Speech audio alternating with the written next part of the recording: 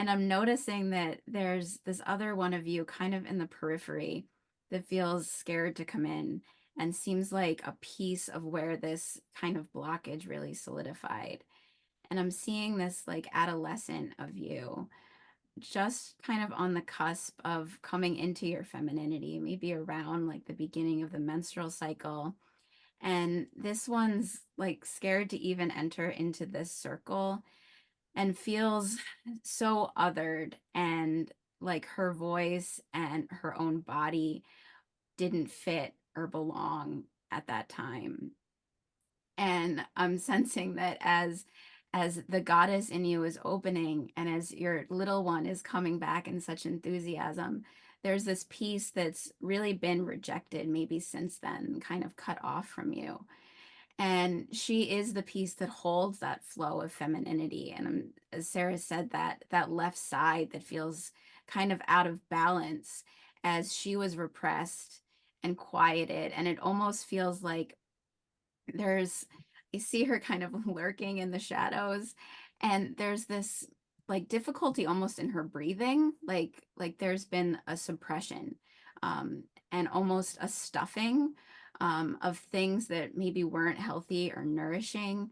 to kind of quiet and sedate that voice of her that was just beginning to blossom at that time.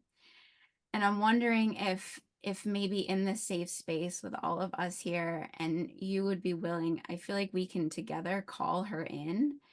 and really welcome her back to you. And I'm seeing if it's okay, her kind of in the almost in the corner of your room, kind of lurking in the shadows. And if we can welcome her, to invite her to really sit in front of you and take a minute, and maybe all of us can really visualize her in front of you and see that mirror that she is of this spark of the goddess, of this time in your own timeline when you were just starting to awaken to the power of your own body, to its cycles, to its magic.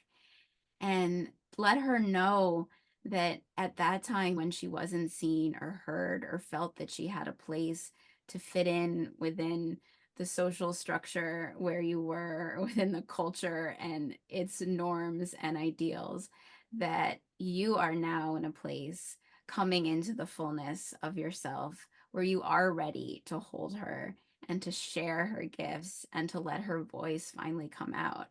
and see the beauty of her. I see this one seemingly really shy and hesitant, and yet with this glow that almost she's kind of like hair kind of pushed into her face and like trying to hide her own radiance. And I'm Definitely. wondering together, yeah, if we can just like push her hair back and like clear some of all of this detritus of the culture and these teachings that were untrue and all of these standards that were put on her, and just see the beauty that this one holds, like this one who knows your true voice and who is so passionate and has so much to share, and just welcoming her back into you and acknowledging that it feels like one of the reasons why that self-rejection happened at that time of early adolescence was fear of your own power as it started to flow, as the blood flows in your femininity. Like that period of time, that adolescent time, that 12-year-old me, I was 12 when I first got my cycle, but I also developed very quickly as well. So there was a lot of bullying, a lot of sexualization. So the way you saw me kind of cave into myself, I think that's really where I started to like the hair, I mean, I could show you pictures. My mom used to tell me to keep pulling my hair back. Like you described me to a T at that time, and I could totally understand where that power, um, that that goddess like power, right? Like the first cycle, like yeah, development, everything, right? And it's like being a woman and that goddess was so shameful and so embarrassing for me. not only you're starting your period, but you're developing breasts and they're drawing a lot of attention because none of the other girls have really started.